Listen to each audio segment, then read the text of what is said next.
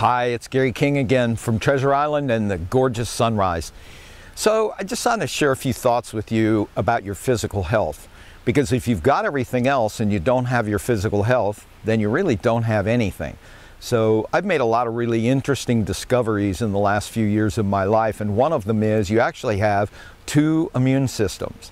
You have your physical immune system, which takes care of your physical body, and you've got your emotional immune system, which manages your physical immune system.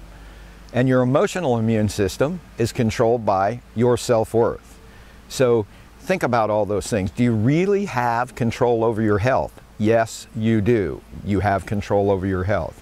So just a gift I want to share with you this morning. I read a lot of books. I've probably read over 2,000 books. And every once in a while, you just come across that pinnacle book, that book that kind of, you learn everything from one book that just totally reshapes your life. So this book right here, Dying to Be Me by Anita Moorjani, it's one of the most amazing books I've ever read in my lifetime.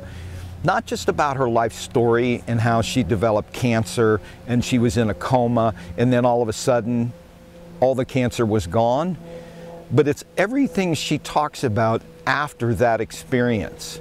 Why the cancer happened, why it went away, and what she's learned about life.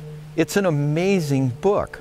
So even if you don't necessarily have interest in reading books, maybe that's not your thing, well, do someone in your life a favor. Go buy that book and gift it to them. And maybe they'll pass it on to somebody else, you know, kind of like pay it forward or pay truth forward. So again, it's about having a happy life. That's why you're here.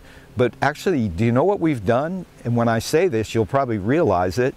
We've actually made the rules for happiness so unbelievably complicated, no one seems to be getting there.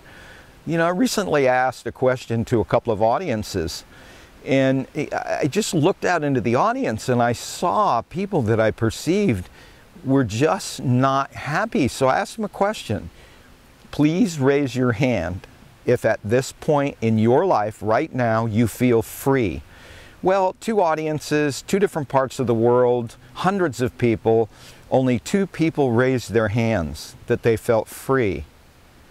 How do you feel free if you don't know how to forgive yourself and other people? You won't be free.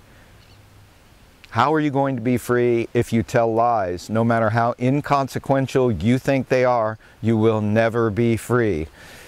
And if you don't have self-worth, there's no way to freedom without self-worth. You'll make it about everything outside of you.